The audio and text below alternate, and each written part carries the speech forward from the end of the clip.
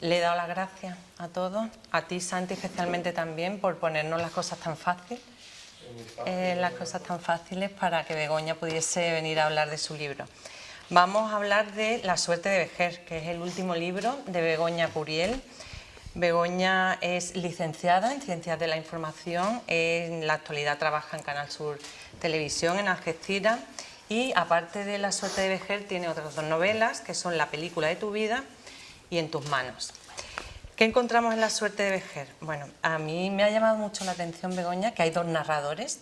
Está Juan Relinque, en su Más allá, que tiene una facilidad increíble para contar las cosas, porque ese Más allá te da muchas facilidades para contar, mucha facilidad eso, para contar cosas de ficción y recrear su vida. Y luego también está Idoia, que es otra de las narradoras, que es periodista y que se encuentra con Juan Relinque y con las azas de la suerte. El libro gira en torno a las azas de la suerte. A mí me gustaría que explicasen un poco que, a pesar de que es una cosa de Vejer, yo no sabía que existía, no sabía que se daba ese privilegio. Cuéntanos un poco qué son las azas de la suerte. Yo lo primero también quería daros las gracias a quienes estáis aquí presentes, por supuesto a la Red de Bibliotecas de San Roque, a Santi como su cabeza visible y especialmente también a ti.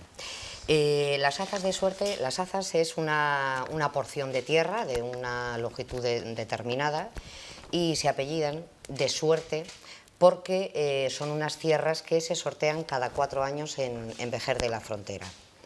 Yo la primera vez que escuché este tema me quedé muy sorprendida, no sabía que a día de hoy se siguiera sorteando tierras.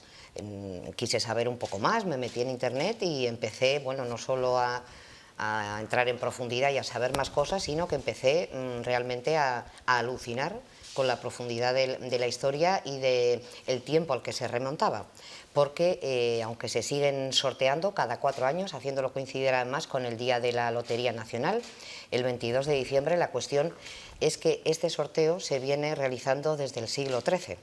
Lógicamente, no tiene el mismo contexto, no tiene el mismo valor, pero el pueblo de Vejer lo mantiene como casi como una seña identitaria, ¿no? La pertenencia a un legado histórico que no quieren perder y además trabajan mucho precisamente para que no se olvide, que son las azas de suerte, de dónde vienen y quién fue Juan Relinque. Eso fue lo que me maravilló, ¿no? Que todo esto haya continuado durante siglos. Cuando estas tierras se conceden por orden real, se conceden para fomentar la repoblación durante la Reconquista y desde luego, claro, era un incentivo para que las familias se asentaran y pudieran, bueno, asentar diferentes poblaciones. Y se concedieron además con privilegios, porque estas tierras no se podían vender, no se podían arrendar, no se podían parcelar y eran para el pueblo, por y para el pueblo. Entonces, ¿qué ocurre? Esas circunstancias se cumplieron durante un tiempo determinado hasta que los duques de Medina Sidonia, pues bueno, no parecían muy conformes con no conseguir ningún tipo de beneficio al respecto. Entonces empezaron, bueno, pues a parcelar algunas tierras, a imponer tributos que no habían existido y que no se podían imponer, pero bueno, ellos estaban en su territorio y a su manera eran los reyes de su lugar. Esto no gustó a los vecinos en general, lógicamente, pero como siempre, afortunadamente, tiene que haber una voz que dice que no, una voz que se niega a seguir las cosas que se ordenan y mandan, y ese fue Juan Relinque. No solo es que encabezara o liderara una especie de revuelta dentro de Vejer, sino que llevó a los duques de Medina Sidonia a juicio. Presentó una demanda en la Chancillería de Granada para denunciar los abusos que se cometían en las azas de suerte por parte de los duques de Medina Sidonia. Con la particularidad de que Juan Relinque no era nadie, era un simple campesino, no era una persona pues, de clase alta, pudiente, con contactos. Entonces eso fue lo que a mí me maravilló. De hecho, al principio por más que supiera que este personaje existió en realidad, parecía más bien el personaje de una leyenda, porque no logras entender cómo un simple labriego podía enfrentarse nada más y nada menos que a los duques de Medina Sidonia.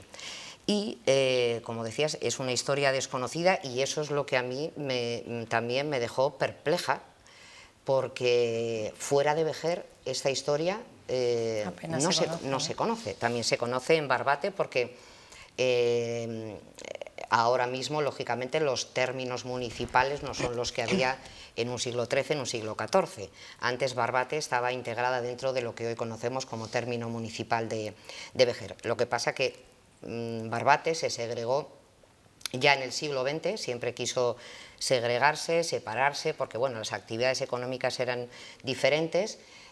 Barbate tenía la ventaja del beneficio económico de las almadrabas y podía subsistir, por así decirlo, con esta actividad económica y no necesitaba, entre comillas, la agricultura como sí lo necesitaba Vejer.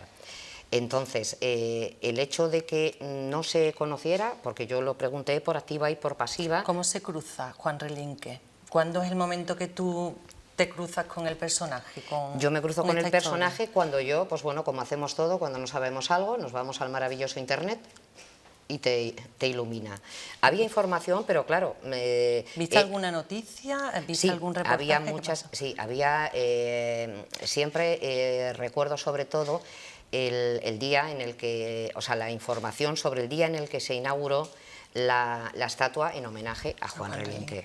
Acudieron los defensores del pueblo de todas las comunidades autónomas, por supuesto allí estaba también el de Andalucía y se hizo un acto de relieve y demás, de descubrimiento de la estatua para darla a conocer. Y ahí precisamente contacté con otra periodista, también compañera de Canal Sur, porque le encomendaron la labor de presentar ese acto, Isabel Gómez.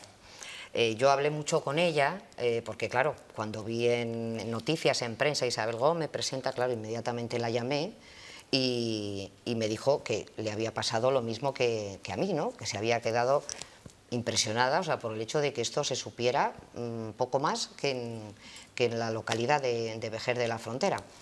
Y ella también se quedó prendada de la figura de Relinque. O sea, yo lo descubrí por eso, por la información, hasta que ya llegué a los historiadores locales. ¿Y cómo decides meterte a escribir una novela? ¿Qué es lo que se te Pues ocurre? Porque, a ver, no es que cuando yo empecé a documentarme pensara en escribir una novela, simplemente el tema me interesaba.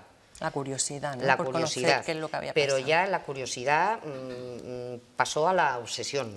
Ya solo quería saber más y ya no podía parar.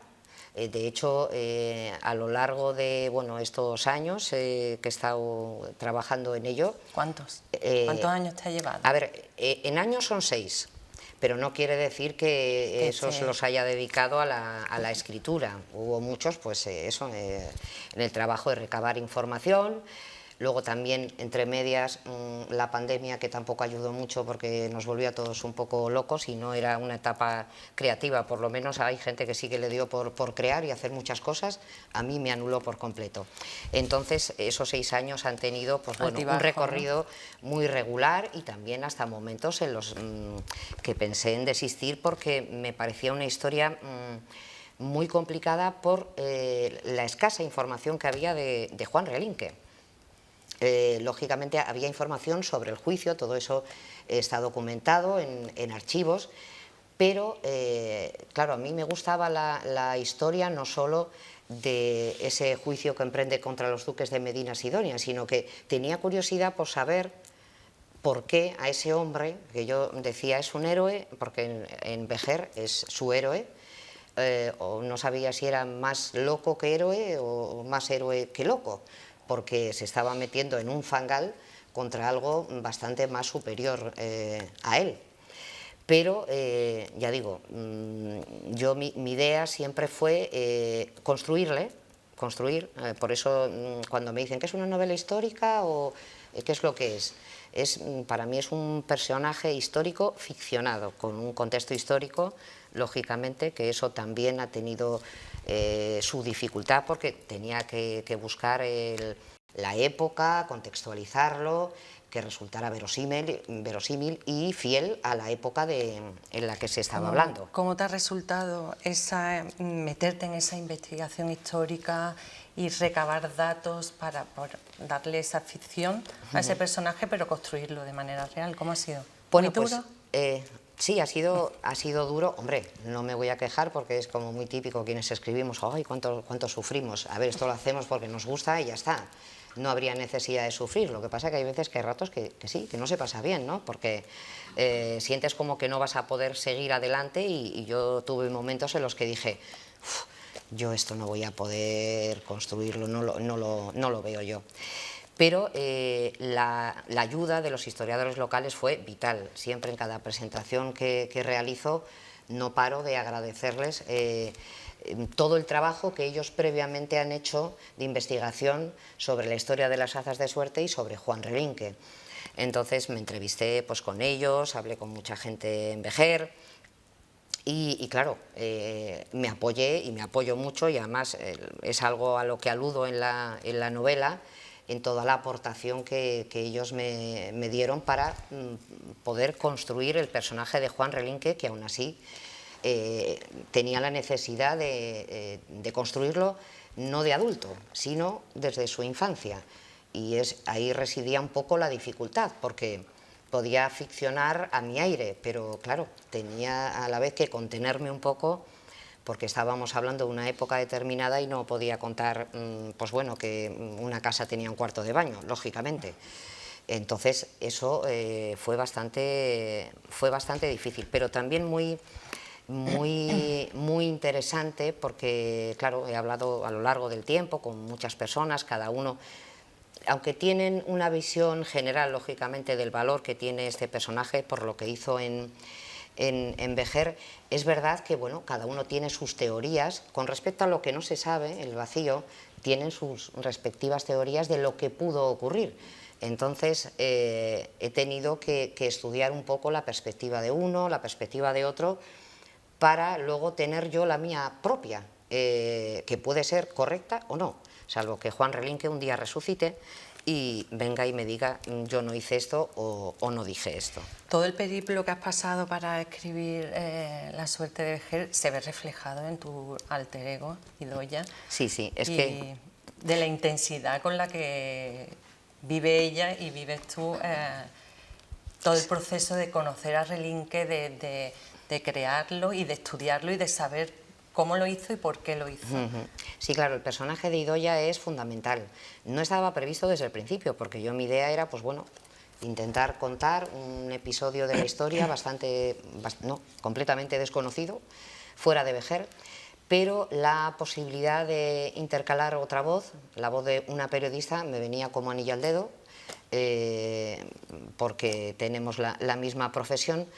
Entonces, a través de Idoia, de alguna manera, doy a conocer, primero, la dificultad, precisamente, ¿no?, de construir al personaje, pero también de transmitir la emoción que le causa a Idoia todos y cada uno de los descubrimientos que van apareciendo a lo largo de la investigación, como es, por ejemplo, el hecho de que el Ayuntamiento de Vejer inició hace años un expediente ante la UNESCO para que las azas de suerte sean declaradas Patrimonio Inmaterial de la Humanidad. No quiere decir que el desenlace vaya a ser positivo, estos procesos son larguísimos, es muy complicado, pero el Ayuntamiento sigue en ello y desde luego que, en mi modesta opinión, tiene visos de ir ese camino. Ojalá, yo lo desearía, yo lo celebraría como cualquier otro vejeriego.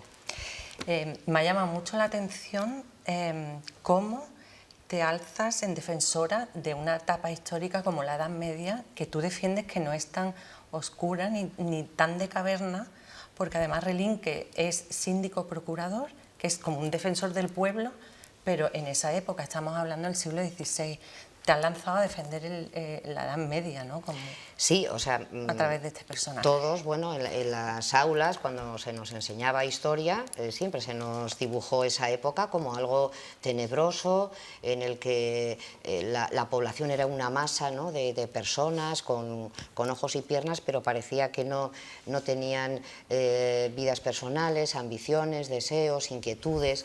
Entonces, eso, yo aposté por humanizar, he apostado por humanizar un poco al habitante de la Edad Media, ¿no? Porque no me puedo creer que todos se levantaran por la mañana para ir a trabajar y que probablemente igual podían morir porque la vida no valía nada.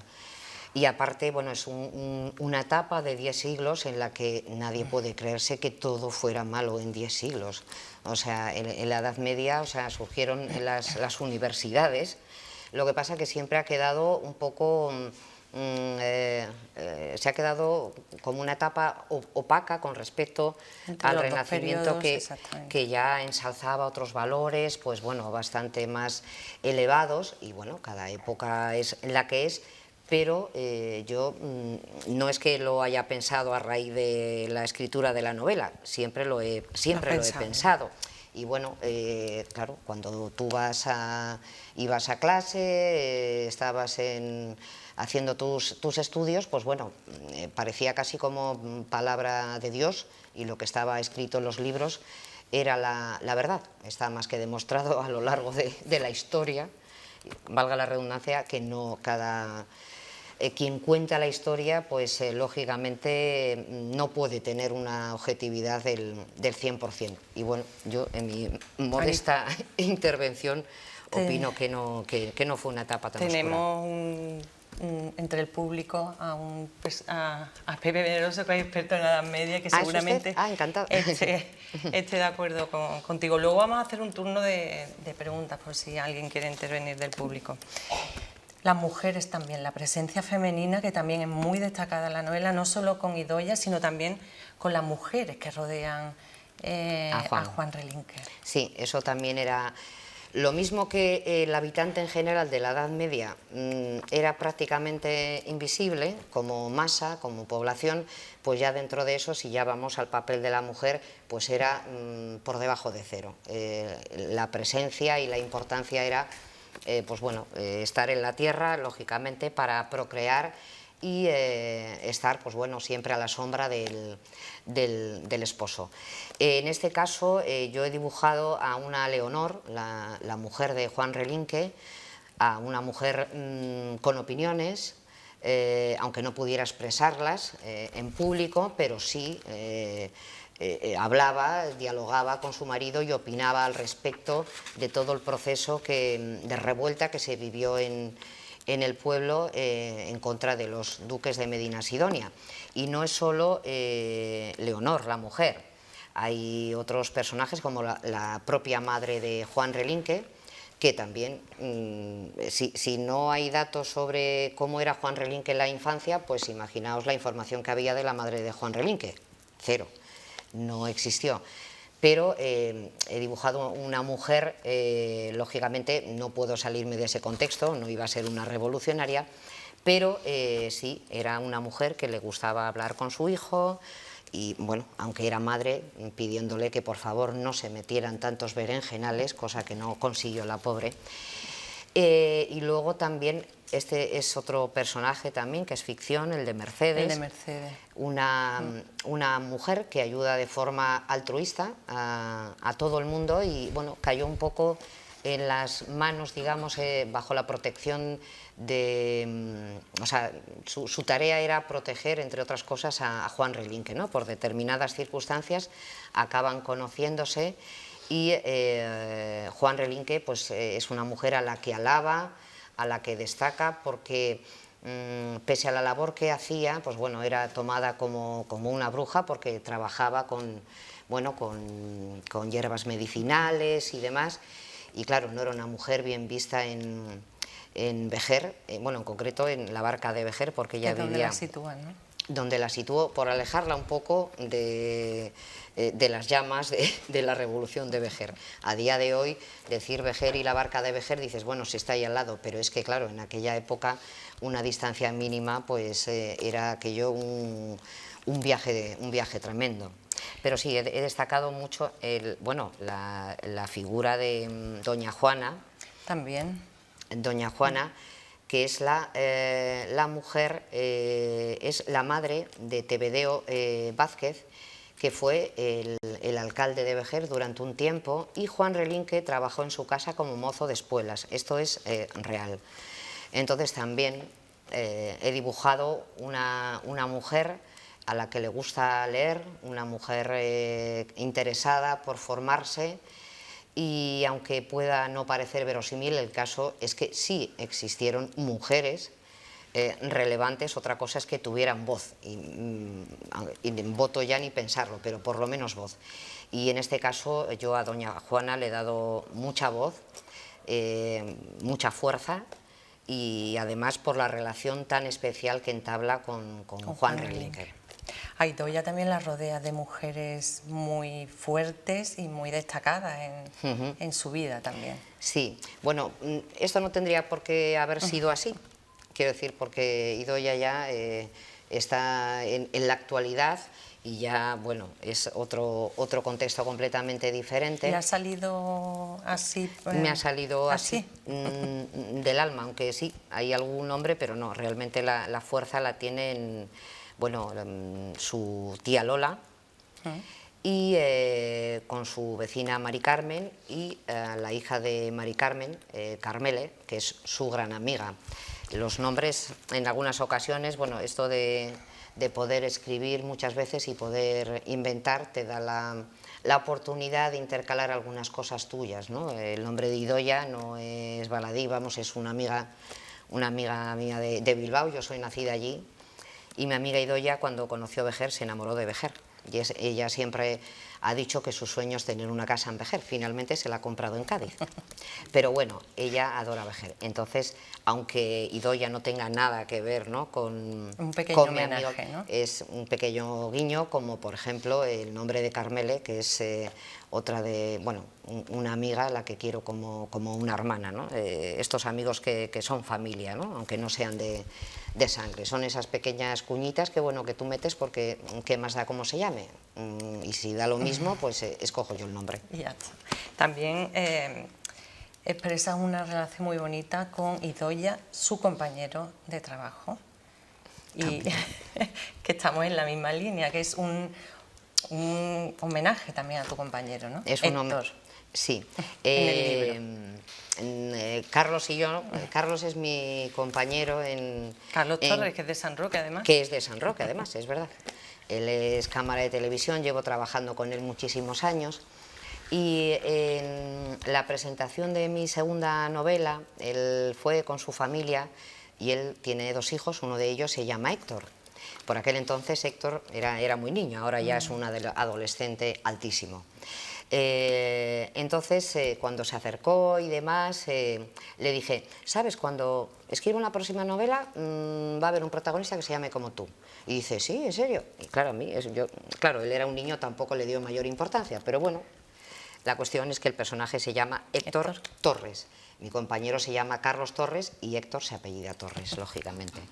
Y esto ha sido también, cuando entra la parte de Idoia, Héctor está presente porque, bueno, está acompañada de un cámara, y dentro de sus vivencias, de, bueno, la búsqueda de información y demás, pues hay muchos guiños a nuestro trabajo diario, con los que nos hemos reído mucho, porque, bueno, son las bambalinas de que todo trabajo tiene, y que, bueno, a veces esto de la escritura pues te da la oportunidad de contar algunas cosillas que solo él y yo sabemos que es verdad y que no es verdad. Además, él aprovecha la oportunidad para poner a la profesión en su sitio. Sí, claro, es que... la situación por la que pasa Idoia... Claro, es que yo recuerdo cuando presenté la novela en Vejer, claro, esto se trata de las azas de suerte y de Juan Relinque. Este es el pilar fundamental. Idoia ha sido como un complemento que a mí me ha ayudado en la escritura. pero lo cierto es que la idea no era que el personaje de Idoia creciera tanto, pero hay veces que no sabes por qué la historia, como no es que la estires de manera forzada, sino que sale. De modo que llega un momento en que Idoia tiene su propia historia y por supuesto relacionada con Vejer. Y ha engordado tanto porque mi idea era intercalar, pero que sirviera un poco de apoyo para seguir hablando de Juan Relinque y de las azas de suerte, que así se hace, ¿no?, a lo largo de los capítulos, pero a la vez fue generando su Se construyó su propia historia, ¿no? propia historia, que también me ha servido un poco para mostrar mi agradecimiento a la localidad de Vejer y, en lo posible, de manera modesta, ensalzar un poco este gran legado histórico que tiene Vejer, que a mí me dejó cautivada y me empujó, a pesar de las dificultades, a seguir adelante. La casa de Medina Sidonia la hemos dejado un poco de lado, ¿no?, que es la que decide hacer lo que le da la gana con las azas de... Con las azas de suerte. De suerte. ¿Qué relación? Porque tú has tenido contacto con el archivo, con las responsables del archivo sí, de Medina Sidonia. Entre las entrevistas que realicé, pues está la de Lilian, y que, bueno, me sorprendió, temía, no sé por qué, que igual no tuviera bien atenderme, porque lógicamente en esta novela los duques de Medina Sidonia no salen muy bien parados, lógicamente, pero la verdad es que fue muy atenta. ¿Y conocía o le sonaba? Le sonaba, ¿no? Porque claro, los archivos no es que solo estuviera el juicio de Juan Relinque, en ese archivo, que es infinito, del que se desconocen muchísimas cosas, porque de hecho todavía se sigue el proceso de catalogación de todo el archivo del Palacio Ducal de Medina Sidonia. Eso queda para un ratito y para unos añitos. Pero bueno, me atendió y, bueno, lógicamente ella da su visión, pero de manera objetiva, pues lógicamente destaca, ¿no?, el valor que en su momento tuvo Juan Relinque para decir no a los duques de Medina Sidonia. Lógicamente ella es una persona también actual de ese momento, y estamos hablando de algo que ocurrió hace más de 5 siglos, con lo cual tampoco ella es que tuviera que defender todo lo bueno que pudieran hacer los duques de Medina. Y que te atendió la Sí, me atendió perfectamente, y la verdad es que me gustó tener esa otra visión, ¿no?, porque si no pareciera que igual yo solo quería tirar por tierra lo que hicieron los duques de Medina Sidonia, etc. No era mi intención, la batalla era de Juan Relinque, no mía. Pero me parecía que era absolutamente necesario hablar con esa parte, ¿no?, al menos, bueno, saber qué conocimiento tenía de este juicio, de esta demanda, y bueno, conocer su opinión al respecto. Yo veo la novela La suerte de Vejer como una reivindicación de nuestra historia local, de la historia de los pueblos, que es fundamental, porque muchas veces nos metemos en estudiar la historia, sí, a grandes rasgos, pero yo creo que sería un ejercicio muy bueno hacerlo a nivel de todas las localidades, reivindicar, y con tu novela lo has hecho.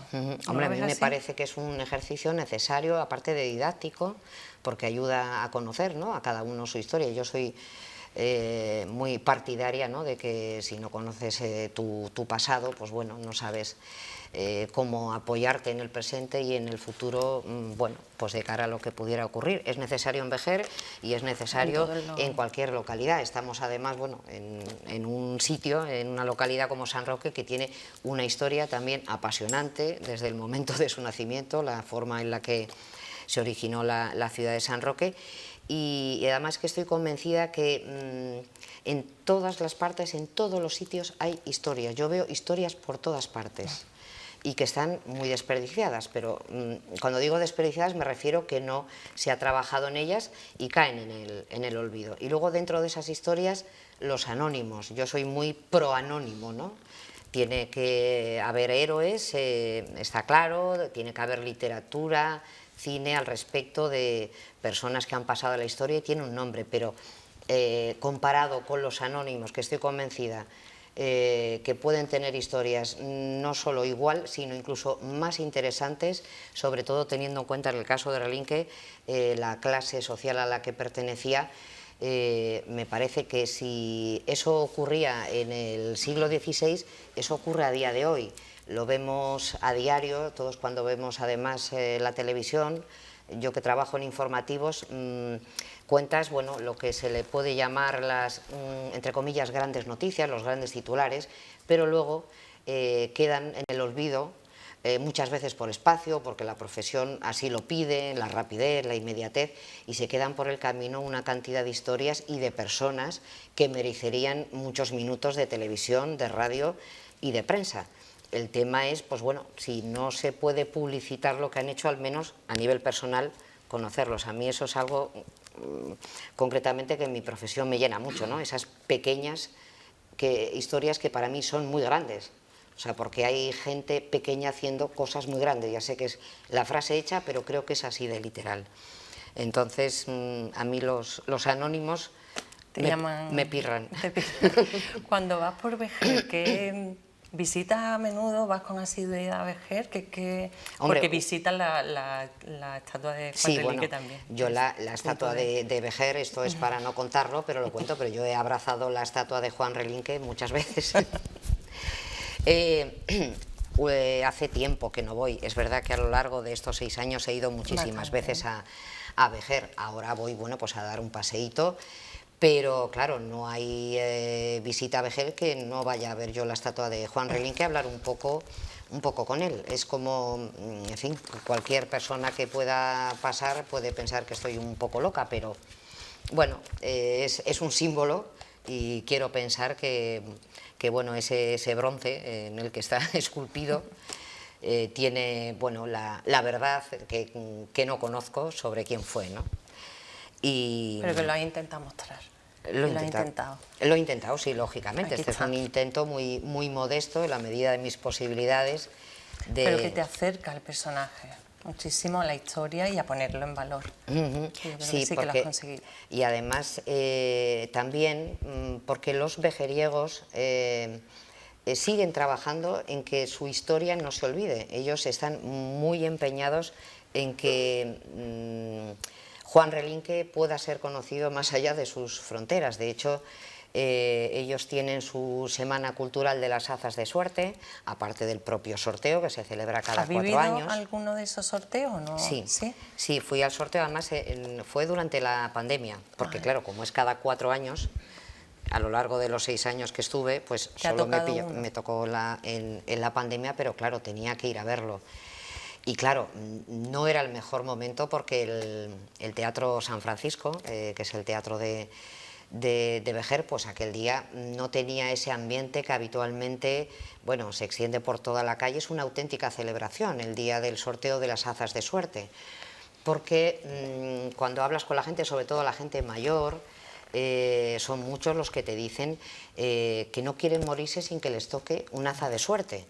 A nivel económico eso no les reporta más que una renta anual, no sé si de 1.000 euros, quiero decir, el valor es simbólico. Ahora mismo, claro, a ti te toca una aza de suerte, no quiere decir que mañana te vayas a poner a plantar patatas, te vayas a convertir en agricultor, pero el hecho de ser el propietario, entre comillas, porque nadie es propietario de las azas de suerte, pero sí de manera temporal de una aza de suerte, para las personas mayores, que son las que más conocen esta historia, es todo un honor. O sea, hay mucha emoción. El día del sorteo de las azas de suerte se vive con muchísima emoción.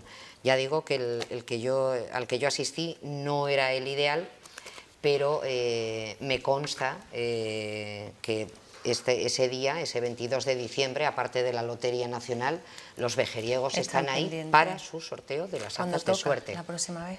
Este año. Este año, el 2024. Este año iré, por supuesto. Para vivirlo ya en todo claro. su aporte.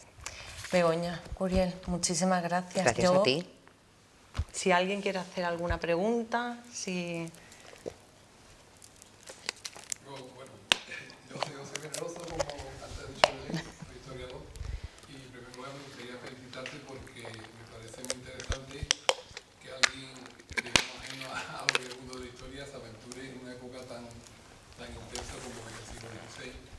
Venga, valiente. Pues nada, mi felicitación. Como curiosidad, pues lo que es reparto de suerte se remonta bastante años atrás y es vamos, para mí es una alegría que todavía se mantenga este tipo de costumbre porque en cierto modo todavía no nos vincula a nuestro pasado, ¿no? Y yo creo que lo que has hecho o lo que usted ha hecho... O lo que he intentado hacer, claro. Me parece que es sumamente interesante, ya le digo. La época, digamos, el medieval siempre... Echa para atrás, ¿verdad? Da mucho miedo. Sí. La época medieval, conforme tú te vas introduciendo y vas avanzando, pues vas viendo que es muy intensa.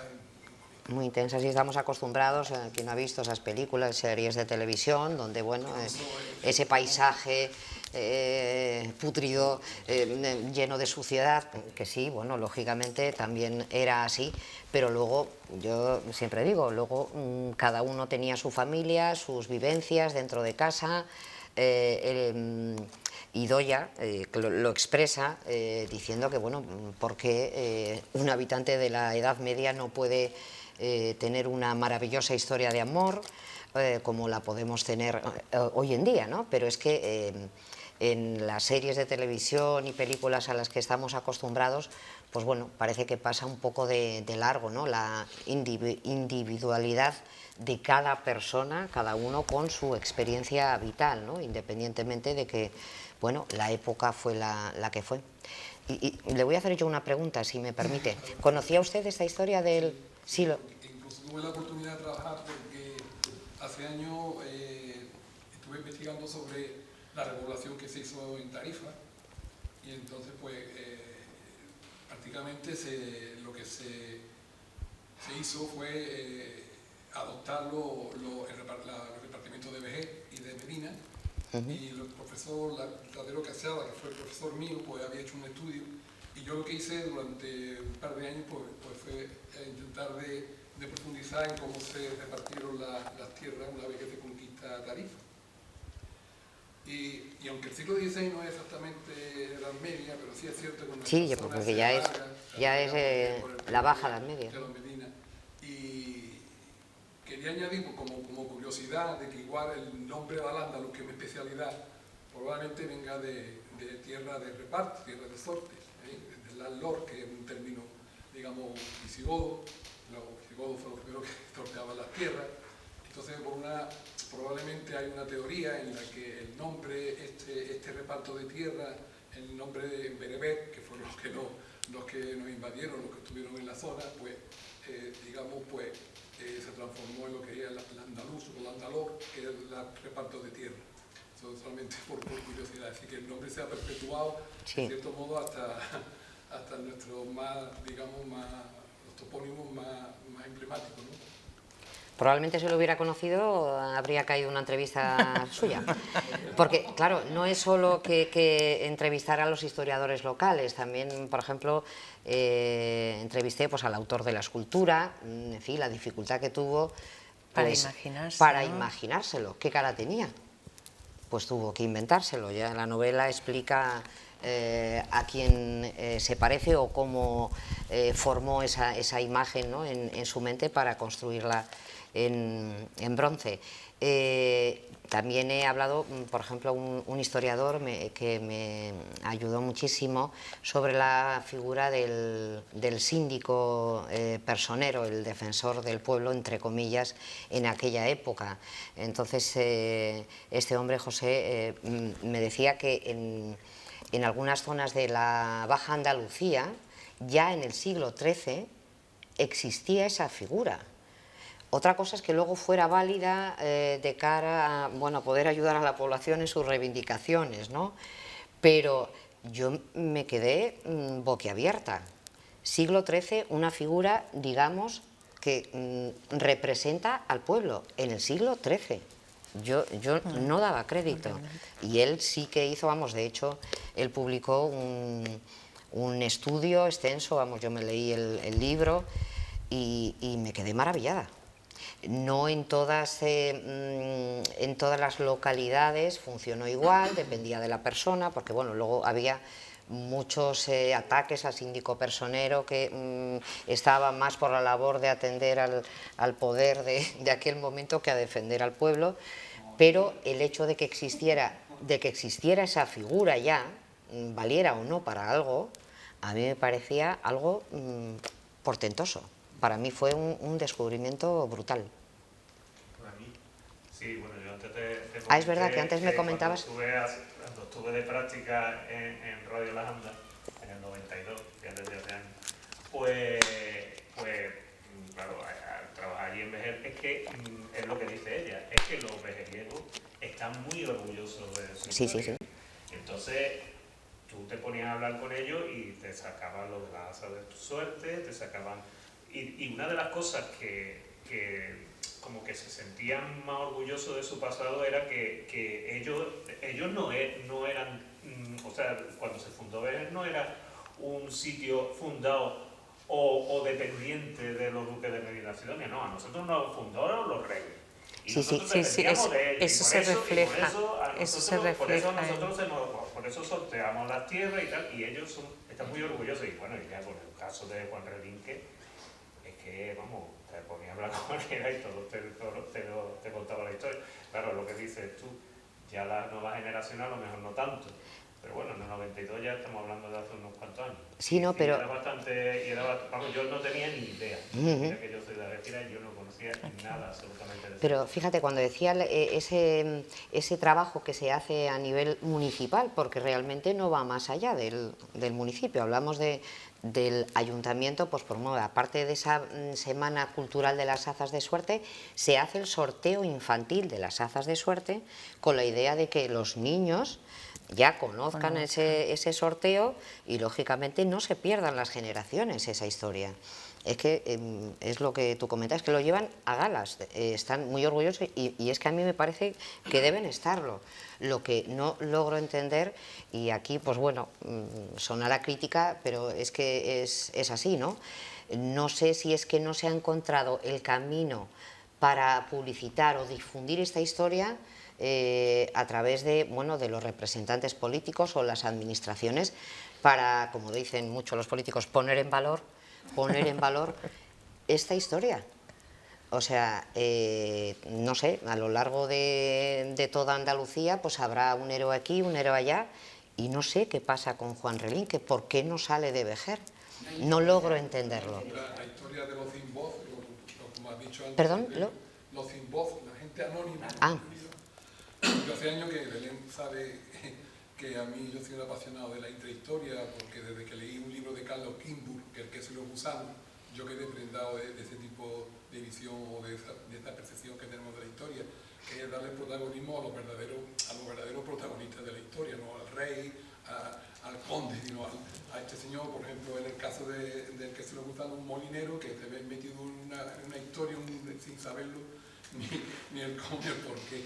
Entonces, esa pequeña historia, esta historia es la que verdaderamente tiene que poner en valor, porque es la única forma de salir de esta apatía que tenemos hoy en día con respecto a la historia, porque nadie se interesa. Entonces, yo creo que quizá una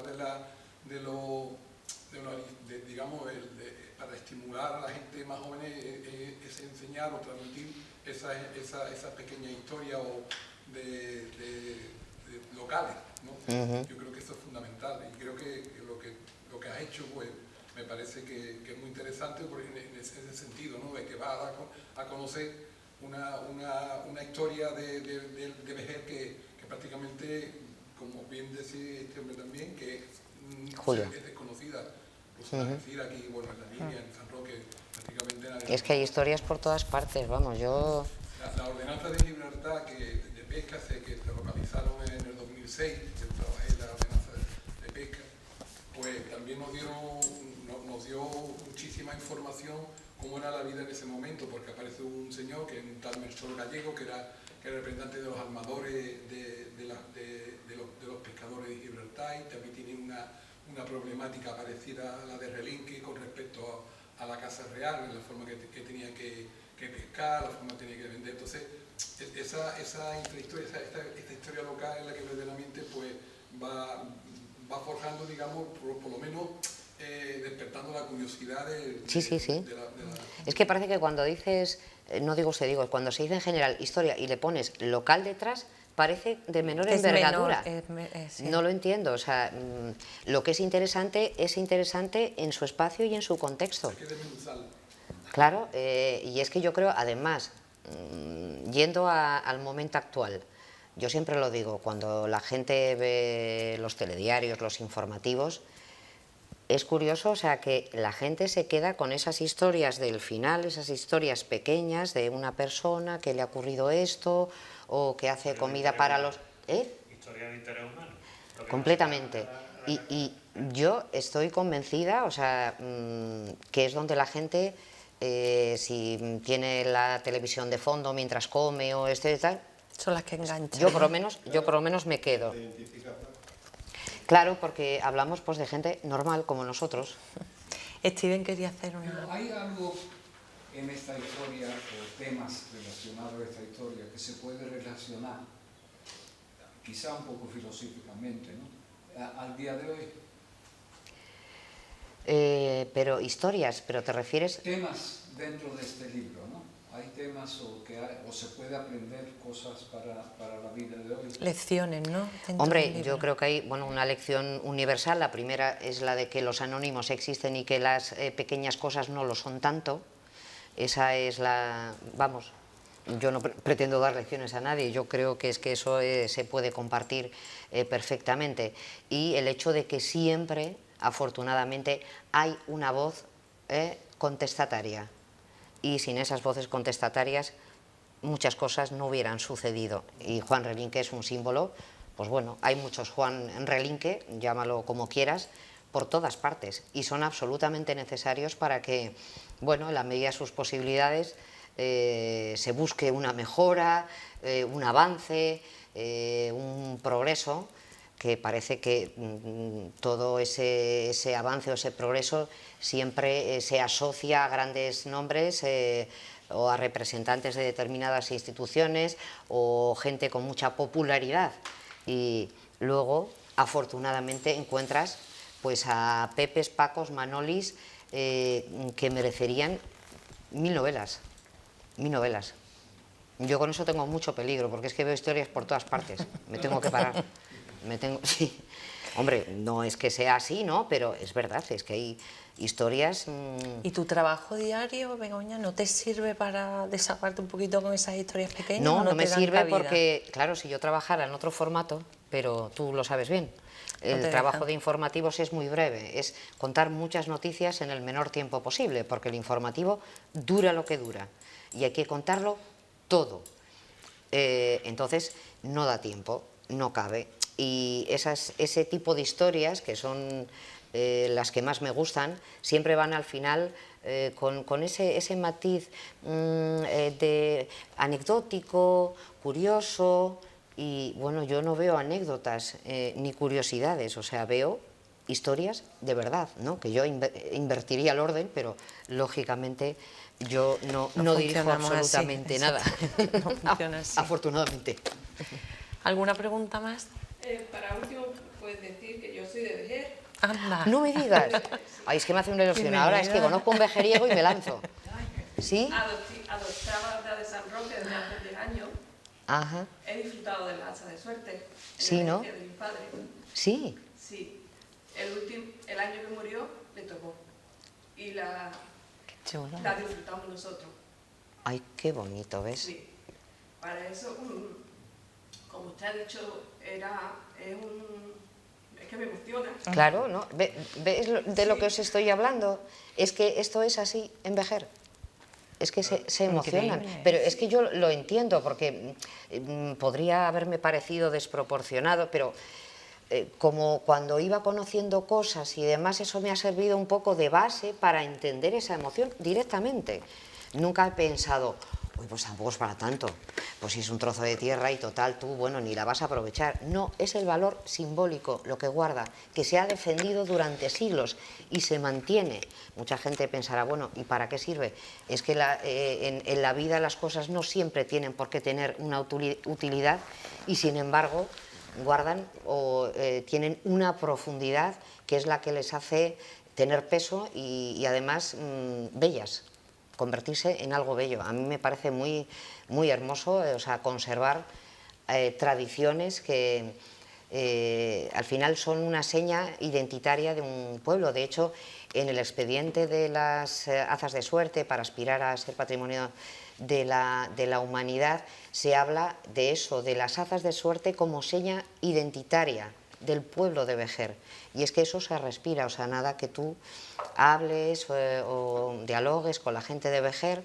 Hombre, no todo el mundo puede conocer en profundidad igual la historia de Juan Relinque, pero bueno, sabe la estatua quién es, a quién pertenece, por supuesto está la calle Juan Relinque, Leonor tiene un pasaje, Bueno. yo la pondría una calle, pero bueno, y es algo que se siente en el ambiente, vamos. Sí.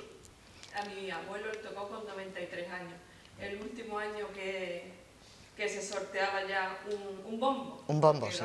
La ANZA le toca a toda la gente del pueblo. Ya yo no tengo derecho porque ya yo no estoy pensada. Está fuera, ¿no? Ya yo estoy fuera. Claro, sí, es que claro, hay unos requisitos determinados para poder concursar, ¿no? Para ser posible beneficiario de las azas de suerte. Sí. Y si usted mira en los libros, No me hables de usted, por favor. mi padre era concejal de campo ¿Ah, sí? y estuvo luchando mucho por las azas de suerte. O sea, que la ¿Ah, sí? lucha continúa, ¿no? Sí. Sí, sí, sí, todo- es que es una lucha muy... claro, no es que sea silenciosa, en Vejer sí, pero al no conocerse fuera, es que es una lucha invisible que parece que no existe. Cuando entras es donde está toda esa casa de sentimientos y todo ese trabajo que se hace por las azas de suerte. Hay un grupo en Vejer, no sé, los marimantas Sí. de Vejer que hacen... que esa no la he hecho, lo tengo pendiente, visitas guiadas y cantadas con la historia de Vejer, donde lógicamente salen las azas de suerte y Juan Relinque. Entonces, claro, se puede dar el caso que, bueno, que un extranjero que va de vacaciones y demás acabe enterándose de quién es Juan Relinque y no lo Antes. sepa uno de La línea. de la línea, sí, vamos. Y una pregunta, si te toca la parcelita, ¿tienes que cultivar o...? No. Antes sí. Antes sí, pero ahora ya Puedes no. hacer lo que Pero ya quieras. no. Ya, vamos, Ahora a la lo que- mejor- Tú percibes- Tenemos unos propietarios A lo fijos, mejor hay ¿no? quien Tenemos una quiera, renta, ¿no? a lo mejor hay quien quiera hacerlo, pero por lo general no, porque ya todo el mundo no tiene la maquinaria para Claro. hacer eso. Entonces lo que se paga es una renta, como ella ha dicho, más o menos, a mí depende de la parcela que sea, tiene un valor u otro, porque hay algunas que sirven para sembrar garbanzo y otras que sirven para sembrar trigo, depende de la tierra.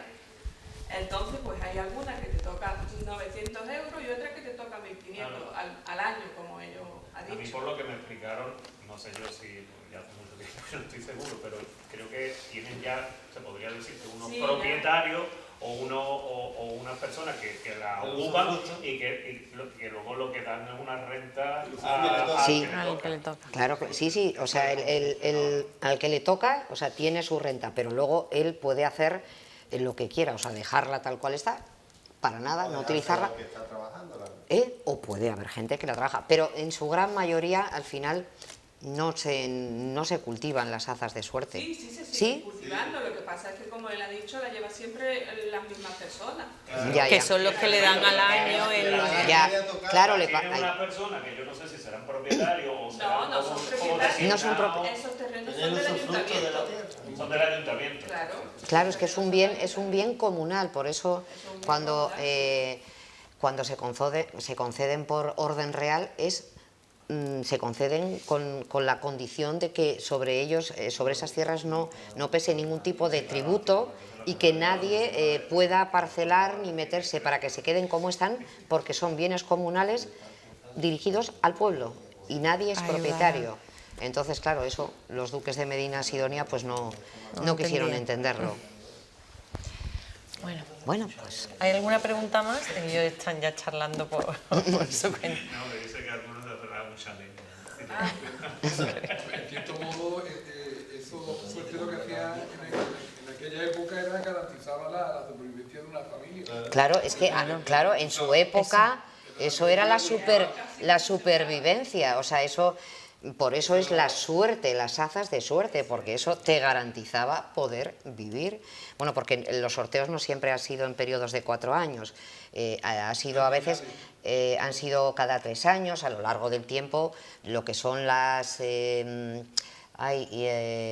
no recuerdo ahora cómo era el nombre, la Junta de Azas, pues tiene su normativa y entonces a lo largo del tiempo eso ha ido cambiando, aunque la filosofía sea la misma, ¿sabes? Entonces, pues, eso. Muchas gracias, Begoña. Gracias a ti, Un ratito gracias a estupendo que hemos vosotros. pasado. Gracias a vosotros.